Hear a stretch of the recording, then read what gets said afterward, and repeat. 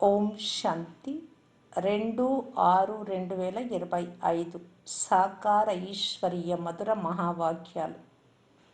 మధురమైన పిల్లలారా, స్మృతిలో ఉంటే దూరంగా ఉన్న జతలో ఉంటారు. స్మృతి ద్వారా జతలో ఉన్న అనుభవము కలుగుతుంది. అంతేకాక వికర్మలు కూడా వినాశనం అవుతాయి. లౌకికంలో కూడా ఎవరినైనా గుర్తు చేసుకుంటూ ఉంటే దూరంగా అనిపించరు, దగ్గరగా అనిపిస్తారు. అలాగే తండ్రిని స్మృతి చేస్తూ ఉన్నాము అంటే, స్మృతి అంటేనే గుర్తు చేసుకోవడం, దగ్గరగా ఉన్నట్టు అనుభవం అవుతుంది. ఇంకోటి, వికర్మలు కూడా వినాశనం అవుతాయి. ప్రశ్న: దూరదేశస్థులైన తండ్రి పిల్లలను దూరదృష్టి కలవారిగా తయారు చేసేందుకు ఏ జ్ఞానం ఇస్తారు? జవాబు: ఆత్మ చక్రంలో భిన్న భిన్న వర్ణాలలోకి వస్తుంది అనే జ్ఞానాన్ని దూరదృష్టి గల తండ్రి మాత్రమే ఇస్తారు. ఇప్పుడు మీరు బ్రాహ్మణ వర్ణానికి చెందిన వారు, ఇంతకుముందు జ్ఞానం లేనప్పుడు శూద్ర వర్ణానికి చెందిన వారిగా, అంతకంటే ముందు వైశ్య వర్ణానికి చెందిన వారము అని మీరు తెలుసుకున్నారు. దూరదేశంలో నివసించే తండ్రి వచ్చి దూరదృష్టి కలవారిగా అయ్యేందుకు కావలసిన పూర్తి జ్ఞానాన్ని పిల్లలకి ఇస్తారు. పాట: ఎవరు ప్రియతముడి జతలో ఉన్నారో. ఓం శాంతి. ఎవరైతే జ్ఞాన సాగరుడి జతలో ఉంటారో వారిపై జ్ఞాన వర్షం కురుస్తుంది. మీరు తండ్రి జతలో ఉన్నారు కదా, భలే విదేశాలలో ఉన్నా ఎక్కడ ఉన్నా జతలోనే ఉన్నాము అని గుర్తుంచుకుంటారు. ఏ పిల్లలైతే స్మృతిలో ఉంటారో వారు సదా జతలో ఉన్నట్లే. స్మృతిలో ఉండడం వలన జతలో ఉంటారు. అంతేకాక వికర్మలు కూడా వినాశనం అవుతాయి. అప్పుడు వికర్మజిత్ శకం ప్రారంభం అవుతుంది. తర్వాత రావణ రాజ్యం అయినప్పుడు రాజా విక్రముడి శకం అని అంటారు. అదేమో వికర్మజిత్, ఇదేమో వికర్మ శకం. ఇప్పుడు మీరు వికర్మజిత్తులుగా అవుతున్నారు, తర్వాత మీరు వికర్ములుగా అవుతారు. ఈ సమయంలో అందరూ అతి వికర్ములుగా పాపకర్మలు చేసేవారిగా ఉన్నారు. ఎవ్వరికీ తమ ధర్మం గురించి తెలియదు. ఈరోజు బాబా పిల్లలను ఒక చిన్న ప్రశ్న అడుగుతున్నారు. సత్యుగంలోని దేవతలకు మేము ఆది సనాతన దేవీ దేవతా ధర్మస్థులము అని తెలిసి ఉంటుందా? ఎలాగైతే మేము హిందూ ధర్మానికి చెందిన వారము అని, కొందరు మేము క్రిస్టియన్ ధర్మస్థులమని అంటారు. అలా అక్కడ దేవతలు తమను తాము దేవీ దేవతా ధర్మం వారము అని భావిస్తారా? ఇది ఆలోచించాల్సిన విషయం కదా. మేము ఫలానా ధర్మం వారము అని భావించే వారే ఉండరు. ఎందుకంటే అక్కడ ఇతర ధర్మాలు ఏవి ఉండవు. ఇక్కడ అనేక ధర్మాలు ఉన్నాయి కనుక గుర్తింపు కొరకు వేరు పేర్లు ఉంచుకున్నారు. అక్కడ ఉండేది ఒకే ధర్మం, అందువలన మేము ఈ ధర్మం వారము అని చెప్పే పనే ఉండదు. వేరే ధర్మాలు ఉంటాయి అని కూడా వారికి తెలియదు. రాజ్యము దేవతలదే. ఇప్పుడు మనం ఆది సనాతన దేవీ దేవతా ధర్మానికి చెందిన వారము అని మీకు తెలుసు. దేవీ దేవతలు అని ఇతరులెవ్వరిని అనలేరు. పతితమైన కారణంగా తమను దేవతలమని పిలుచుకోలేరు. పవిత్రమైన వారినే దేవతలని అంటారు. అక్కడ ఇలాంటి విషయం ఏది ఉండదు. ఎవరితోనూ పోల్చడము ఉండదు. ఇప్పుడు మీరు సంగం యుగంలో ఉన్నారు. ఆది సనాతన దేవీ దేవతా ధర్మం మళ్ళీ స్థాపన అవుతూ ఉంది అని మీకు తెలుసు. అక్కడ ధర్మము అన్న మాటే లేదు. అక్కడ ఉండేది ఒకే ధర్మం. మహాప్రళయం జరుగుతుంది అనగా ఏమీ మిగలదు అని వీరు ఏదైతే చెప్తున్నారో అది కూడా తప్పే. సరి అయినది ఏమిటో తండ్రి కూర్చొని అర్థం చేయిస్తారు. శాస్త్రాలలో అయితే జలమయం అయినట్లు చూపించారు. తండ్రి చెప్తున్నారు, భారతదేశం తప్ప మిగిలినవన్నీ జలమయం అవుతాయి. ఇంత పెద్ద సృష్టిని ఏం చేసుకుంటారు? ఒక్క భారతదేశంలోని ఎన్ని గ్రామాలు ఉన్నాయో చూడండి. మొదట అడవిగా ఉండేది, తర్వాత దాని నుండి వృద్ధి జరుగుతుంది. అక్కడైతే కేవలం ఆది సనాతన దేవీ దేవత ధర్మం వారు మాత్రమే ఉంటారు. ఇది బ్రాహ్మణులైన మీ బుద్ధిలో తండ్రి ధారణ చేయిస్తూ ఉన్నారు. సర్వోన్నతులైన శివబాబా ఎవరు? వారిని ఎందుకు పూజిస్తున్నారు? శివుడిపై జిల్లేడు మొదలైన పుష్పాలు ఎందుకు అర్పిస్తారు? ఈ విషయాలు మీరు ఇప్పుడు తెలుసుకున్నారు.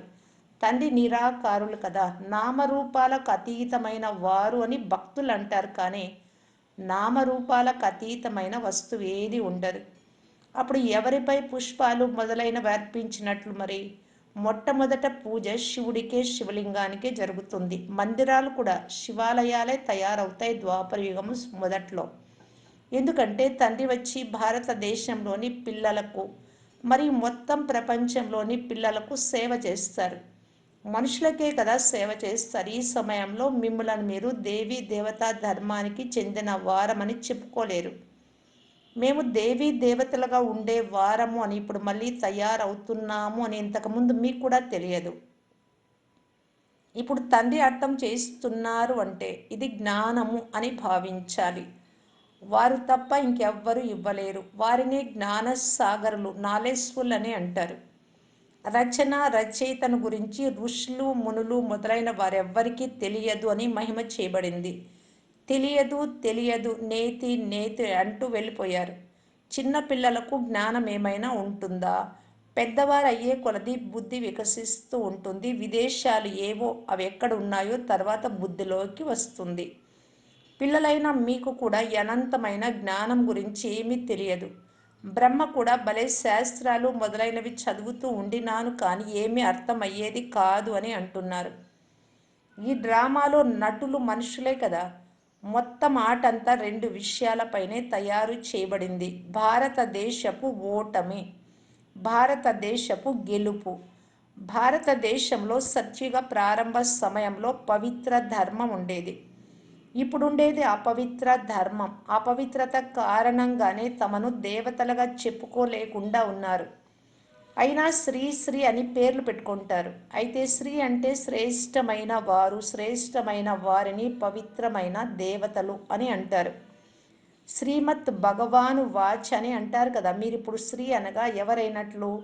తండ్రి సన్ముఖంలో విని శ్రీ అనగా శ్రేష్టంగా తయారైన వారా, లేక తమను శ్రీ అని పిలిపించుకునేవారా? శ్రీ అంటే శ్రేష్టమైన, శ్రీ అంటే శ్రేష్టాతి శ్రేష్టమని తండ్రికి చెప్తారు. తండ్రి కర్తవ్యంపై ఏర్పడిన పేరును కూడా తమపై ఉంచుకున్నారు శ్రీ అని. ఇవన్నీ విస్తారంగా తెలిపిన విషయాలు. అయినా పిల్లలు ఒక్క తండ్రిని స్మృతి చేస్తూ ఉండండి. ఇదే వశీకరణ మంత్రం అని తండ్రి చెప్తున్నారు. మీరు రావణుడిపై విజయాన్ని పొంది జగత్ జీతులుగా అవుతారు. క్షణ క్షణానికి స్వయాన్ని ఆత్మగా భావించండి. ఈ శరీరం అయితే ఇక్కడ పంచతత్వాలతో తయారు చేయబడింది. తయారవుతుంది, వదిలిపోతుంది, మళ్ళీ తయారవుతుంది. అయితే ఆత్మ మాత్రం అవినాశి. అవినాశి ఆత్మని ఇప్పుడు అవినాశి తండ్రి సంగమ యుగంలో చదివిస్తూ ఉన్నారు. భలే ఎన్ని విఘ్నాలు మొదలైనవి వచ్చినా, మాయా తుఫానులు వచ్చినా మీరు తండ్రి స్మృతిలోనే ఉండండి. మీరే సతో ప్రధానంగా ఉండి తర్వాత తమో ప్రధానంగా అయ్యాము అని అర్థం చేసుకున్నారు. మీలో కూడా నెంబర్ వారుగా అర్థం చేసుకున్నారు. మొట్టమొదట మీరే భక్తి చేశారు. ఎవరు మొట్టమొదట భక్తి చేశారో వారే శివుడి మందిరాలను తయారు చేసి ఉన్నారు. ఎందుకంటే వారే ధనవంతులుగా ఉంటారు కదా. పెద్ద రాజును చూసి ఇతర రాజులు ప్రజలు కూడా చేస్తారు. ఇవన్నీ విస్తారంగా తెలిపిన విషయాలు. ఒక్క సెకండ్లో జీవన్ముక్తి అని అంటారు. మరి అర్థం చేయించేందుకు ఎన్ని సంవత్సరాలు పడుతుంది? జ్ఞానం అయితే సహజం. స్మృతి యాత్రలో ఎంత సమయం పడుతుందో అంత సమయము జ్ఞానం తెలుసుకోవడంలో పట్టదు. బాబా మీరు వచ్చి మమ్మలను పతితుల నుండి పావనంగా చేయమని పిలుస్తారే కానీ మమ్మలను విశ్వానికి యజమానులుగా చేయమని పిలవరు. అందరూ పతితుల నుండి పావనంగా చేయమని పిలుస్తారు. సత్యుగాన్ని పావన యుగమని అంటారు. దీనిని పతిత ప్రపంచమని అంటారు. పతిత ప్రపంచమని అంటూ కూడా తమను పతితులము అని భావించరు. వారిది తప్పు అని అర్థం చేసుకోరు. స్వయంపై గురుణ కలిగి ఉండరు. మీరు ఎవరి చేతి వంట తినకుండా ఉంటే మేమైనా అంటరాని వారమా మేము అని అంటారు. అరే మీరు స్వయమే అంటారు కదా అందరూ పతితులము అని. మేము పతితులము అని, ఈ దేవతలు పావనమైన వారు అని మీరే అంటారు కూడా. మరి పతితులను ఏమనాలి? అమృతాన్ని వదిలి విషాన్ని ఎందుకు తాగాలి అనే గాయనం కూడా ఉంది. విషం చెడ్డది కదా, కామ వికారం. ఈ విషం ఆది మధ్య అంత్యాలు దుఃఖం ఇస్తుంది అని తండ్రి చెప్తున్నారు. కానీ దీనిని విషమని భావించరు. మత్తు పదార్థాలను సేవించువారు ఎలా మత్తు పదార్థాలు లేకుండా ఉండలేరో, సారాయి త్రాగి అలవాటు కలవారు ఎలా సారాయి త్రాగుట మాని ఉండలేరో, యుద్ధ సమయంలో సారాయి త్రాపించి నష ఎక్కించి యుద్ధానికి పంపిస్తారు. నష ఎక్కింది అంటే ఇక మేమిలా చేయాల్సిందే అని భావిస్తారు. అలాంటి వారికి మరణిస్తాము అనే భయం ఉండదు. ఎక్కడికైనా సరే బాంబులు తీసుకొని బాంబు సహితంగా పడతారు. మానవ బాంబునే తయారు చేస్తున్నారు. ముసలాల యుద్ధం జరిగింది అని గాయనం కూడా ఉంది. రైట్ విషయాన్ని ఇప్పుడు మీరు ప్రాక్టికల్గా చూస్తున్నారు. అంటే ఇప్పుడు ఈ విధంగా అలవాటు ఉండేవాళ్ళు ఎలా మానుకోలేరో, కామ వికారం ఉండేవాళ్ళు కూడా అలా మానుకోలేరు. ఇంతకుముందు కేవలము కడుపు నుండి రోకలు వెలువడింది, తర్వాత ఇలా చేశారు అని చదివేవారు. ఇప్పుడు మీరు పాండవులు ఎవరో కౌరవులు ఎవరో అర్థం చేసుకున్నారు. స్వర్గవాసులుగా అయ్యేందుకు పాండవులు జీవించి కూడా దేహ అభిమానం నుండి మరణించేందుకు పురుషార్థం చేశారు. మీరిప్పుడు ఈ పాత చెప్పును వదిలేందుకు పురుషార్థం చేస్తారు. పాత చెప్పులు వదిలి క్రొత్తవి తీసుకోవాలి అని అంటారు కదా. తండ్రి పిల్లలకు మాత్రమే అర్థం చేయిస్తారు. నేను కల్పకల్పము వస్తాను అని, నా పేరు శివుడు అని తండ్రి చెప్తున్నారు. శివ జయంతి కూడా జరుపుకుంటారు. భక్తి మార్గం కొరకు మందిరాలు మొదలైనవి చాలా తయారు చేస్తారు. పేర్లు కూడా చాలా పెట్టేస్తారు. దేవీలకు కూడా అలాంటి పేర్లు ఉంచేస్తారు. ఈ సమయంలో మీకు పూజలు జరుగుతున్నాయి. ఎవరినైతే మీరు పూజిస్తూ ఉండినారో వారే మిమ్మల్ని చదివిస్తున్నారు అని కూడా పిల్లలైన మీరు మాత్రమే అర్థం చేసుకున్నారు. ఏ లక్ష్మీనారాయణలకైతే మీరు పూజారీలుగా ఉండినారో స్వయం మీరే ఇప్పుడు వీరిలా అవుతున్నాము అనే జ్ఞానం బుద్ధిలో ఉంది. స్మరణ చేస్తూ ఉండండి, ఇతరులకు కూడా వినిపించండి. ధారణ చేయలేని వారు చాలామంది ఉన్నారు. ఎక్కువగా ధారణ చేయలేకపోయినా పర్వాలేదు అని బాబా అంటారు. స్మృతి చేసే ధారణ అయితే ఉంది కదా. తండ్రిని స్మృతి చేస్తూ ఉండండి. ఎవరికైతే మురళి నడిపించడం రాదో మురళి చెప్పడం, వారు ఇక్కడ కూర్చొని స్మరిస్తూ ఉండండి. ఇక్కడ ఏ బంధనాలు జంజాటాలు మొదలైనవేవీ లేవు. ఎప్పుడు ఎక్కడ అంటే మధుబన్లో ఇంటిలో మనవళ్ళు మనవరాళ్లను మొదలైన వారి వాతావరణం చూసి నశ అంతా ఎగిరిపోతుంది. ఇక్కడ చిత్రాలు కూడా ఉన్నాయి. ఇతరులకు అర్థం చేయించడం చాలా సహజం. వారైతే పూర్తిగా గీతను కంఠస్థం చేస్తారు. సిక్కులకు కూడా గ్రంథం కంఠస్థమై ఉంటుంది. మీరేమీ కంఠస్థం చెయ్యరు. తండ్రిని స్మృతి చెయ్యాలి అంతే. బాబా ఇది పూర్తిగా క్రొత్తదని మీరంటారు. మిమ్మల్ని మీరు ఆత్మ అని భావించి ఒక్క తండ్రిని స్మరణ చేయు సమయం ఇది ఒక్కటే. 5000 సంవత్సరాల ముందు కూడా ఇది నేర్పించారు. ఇలా అర్థం చేయించే శక్తి తండ్రికి తప్ప ఇంకెవ్వరికీ లేదు. జ్ఞానసాగరుడు తండ్రి ఒక్కరే, ఇతరులు ఎవ్వరూ కాదు. జ్ఞానసాగరుడైన తండ్రియే మీకు అర్థం చేయిస్తారు. నేను అవతారం ఎత్తాను అని చెప్పేవారు కూడా ఈ రోజుల్లో చాలామంది వెలువడ్డారు. అందుకే సత్య స్థాపనలో చాలా విఘ్నాలు వస్తాయి. కానీ సత్యం అనే నావ కదులుతుంది, ఊగుతుంది, కానీ మునగదు అని గాయనం ఉంది.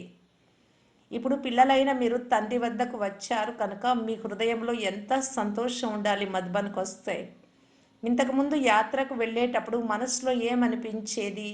ఇప్పుడు ఇల్లు వాకిళ్ళు వదిలి ఇక్కడికి వచ్చినప్పుడు ఏ ఆలోచనలు వస్తాయి? మేము బాప్దాదా వద్దకు వెళ్తామని భావిస్తారు. తండ్రి ఇది కూడా అర్థం చేయించారు. నన్ను కేవలం శివబాబా అనే అంటారు. ఎవరిలో ప్రవేశించినానో వారి పేరు బ్రహ్మ.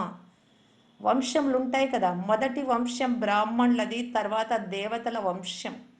ఇప్పుడు దూరదేశస్థులైన తండ్రి పిల్లలను దూరదృష్టి కలవారిగా చేస్తున్నారు. ఆత్మ ఎలాగైతే మొత్తం చక్రంలో భిన్న భిన్న వర్ణాలలోకి వచ్చిందో మీరు తెలుసుకున్నారు. ఈ జ్ఞానం దూరదేశి అయిన తండ్రి మాత్రమే ఇస్తారు. ఇప్పుడు మేము బ్రాహ్మణ వర్ణంగా అయ్యాము అని భావిస్తారు. ఇంతకుముందు జ్ఞానం లేనప్పుడు శూద్ర వర్ణస్థులుగా ఉండేవారు. వీరు మా great great grand father, great శూద్రులు, గ్రేట్ వైశ్య, గ్రేట్ క్షత్రియ, అంతకుముందు గ్రేట్ బ్రాహ్మణులుగా ఉండేవారు. ఇప్పుడు ఈ విషయాలు తండ్రి తప్ప ఇంకెవ్వరూ అర్థం చేయించలేరు. దీనిని దూరదృష్టి కలవారిగా తయారు చేసే జ్ఞానము అని అంటారు. దూరదేశంలో నివసించే తండ్రి వచ్చి పిల్లలకు దూరదేశ జ్ఞానం అంతటినీ ఇస్తారు. మా బాబా దూరదేశం నుండి బ్రహ్మలో వస్తారు అని మీకు తెలుసు. ఇది పరాయి దేశం, పరాయి రాజ్యం. శివబాబాకు తమ శరీరం లేదు. తండ్రి జ్ఞాన సాగరులు. స్వర్గ రాజ్యం కూడా తండ్రి ఇస్తారు, కృష్ణుడు ఇవ్వడు, శివబాబాయే ఇస్తారు. కృష్ణుడిని తండ్రి అని అనరు. తండ్రి రాజ్యముని ఇస్తారు. తండ్రి నుండే వారసత్వం శ్రీకృష్ణుడి బిడ్డకు లభిస్తుంది. ఇప్పుడు హద్దు ఆస్తులన్నీ పూర్తి అవుతాయి. మేము సంగమయుగంలో 21 జన్మల ఆస్తిని తీసుకున్నాము అని మీకు సత్యుగంలో తెలియదు. మేము 21 జన్మల ఆస్తిని అర్ధకల్పం కొరకు తీసుకుంటున్నామని మీకు ఇప్పుడు తెలుసు. 21 తరాలు లేక మొత్తం తరాలన్నింటిలోనూ శరీరం వృద్ధాప్యానికి వచ్చినప్పుడు సమయానుసారం శరీరాన్ని వదులుతారు. సర్పం ఎలా పాత శరీరాన్ని వదిలి క్రొత్తది తీసుకుంటుందో అలా పాత్రను అభినయిస్తూ అభినయిస్తూ మీ శరీరం పాతదైపోయింది. మీరు సత్యమైన బ్రాహ్మణులు. మిమ్మలను భ్రమరము అని అంటారు. మీరు కీటకాలను మీ సమాన బ్రాహ్మణులుగా చేస్తారు. మనుషులను, పురుగులను తీసుకొచ్చి కూర్చొని బూబూ చెయ్యండి అని మీకు చెప్తారు. భ్రమరం కూడా బూబూ చేస్తుంది. అప్పుడు కొన్నింటికి రెక్కలు వస్తాయి, కొన్ని మరణిస్తాయి. ఉదాహరణలు అన్ని ఇప్పటివే. మీరు అల్లారు ముద్దు పిల్లలు. పిల్లలను కంటి రత్నాలు అని అంటారు. మీరు కంటి రత్నాలు అని తండ్రి చెప్తారు. మిమ్మలను నా వారిగా చేసుకున్నాను అంటే మీరు కూడా నా వారైనారు కదా. ఇంతటి తండ్రిని ఎంతగా స్మృతి చేస్తే అంత పాపం తొలగిపోతుంది. ఇంకెవ్వరిని తలంపు చేసినా పాపము తొలగిపోదు. మంచిది. మధురాతి మధురమైన అపురూపమైన పిల్లలకు మాతాపిత బాప్ దాదాల ప్రియ స్మృతులు మరియు గుడ్ మార్నింగ్. ఆత్మిక పిల్లలకు ఆత్మిక తండ్రి నమస్తే. ధారణ కొరకు ముఖ్య సారం. ఫస్ట్ పాయింట్, జీవించి ఉండి దేహ అభిమానం నుండి మరణించి పురుషార్థం చేయాలి. ఈ పురాతన శరీరము అంటే చెప్పుపై ఎలాంటి మమకారం ఉండరాదు. సెకండ్ పాయింట్, సత్యమైన బ్రాహ్మణులుగా ఈ పురుగుల వంటి వారిని జ్ఞాన భూ భూ బాబా బాబా అంటూ చెప్తూ వారిని మీ సమానంగా బ్రాహ్మణులుగా తయారు చేయాలి. వరదానం, అమృత వేళ యొక్క మహత్వాన్ని తెలుసుకొని తెరచి ఉంచిన భండారం నుండి మీ జోలెను నింపుకొనే భాగ్యశాలి భవ. అమృత వేళలో వరదాత భాగ్య విధాత ద్వారా ఏ భాగ్య రేఖను గీంచుకోవాలి అని అనుకుంటారో గీంచుకోండి. ఎందుకంటే ఆ సమయంలో భోలా భగవంతుడి రూపంలో లవ్ఫుల్గా ఉంటారు. అందువలన యజమానిగా అవ్వండి, అధికారాన్ని తీసుకోండి. ఖజానాలకు ఏ తాళం చెవి లేవు. ఆ సమయంలో కేవలము మాయ యొక్క సాకులు చెప్పడం వదిలి నిద్రొస్తోంది, రాత్రి లేటుగా నిద్రపోయా, అవి ఇవి అన్ని అనారోగ్యం, ఇలాంటి సాకులు చెప్పేదంటే మాయ యొక్క సాకులు అవి. అవన్నీ వదిలేసి, ఎందుకంటే నష్టం జరుగుతుంది ఆత్మకు. బాబా నేను ఎవరినో ఎలా ఉన్నానో మీ దానిని అని ఒక్క సంకల్పం చేయండి. మనస్సు బుద్ధిని తండ్రి ఆధీనం చేసి సింహాసన అధికారిగా అయినట్లయితే తండ్రి యొక్క అన్ని ఖజానాలు మీ ఖజానాలకు అనుభవం అవుతాయి. స్లోగన్, సేవలో ఒకవేళ స్వార్థం, పేరు, గౌరవం ఇలాంటివి అయినా సరే మిక్స్ అయితే సఫలత కూడా మిక్స్ అయిపోతుంది, పూర్తిగా రాదు. అందువలన నిస్వార్థ సేవాదారులుగా అవ్వండి. అవ్యక్త సూచన, అంతర్ముఖీలుగా అయ్యి ఆత్మిక స్థితిలో ఉండే అభ్యాసం చేయటానికి బాప్దాదా తెలియజేస్తున్నారు. ఆత్మ అభిమానిగా అయ్యేందుకు పురుషార్థం చేయని బ్రాహ్మణులు ఒక్కరు కూడా ఉండరు. కానీ నిరంతరము ఆత్మ అభిమాని స్థితి, దేని ద్వారా కర్మేంద్రియాలపై సంపూర్ణ విజయం పొందుతారో, ప్రతి కర్మేంద్రియము సతో ప్రధానంగా స్వచ్ఛంగా అవుతుందో, దేహం యొక్క పాత సంస్కారాలు మరియు సంబంధాల నుండి సంపూర్ణ మరజీవాగా అవుతారో దాని కొరకు అంతర్ముఖులుగా అవ్వండి. ఈ పురుషార్థం ద్వారానే నంబర్ తయారవుతుంది. ఓం శాంతి.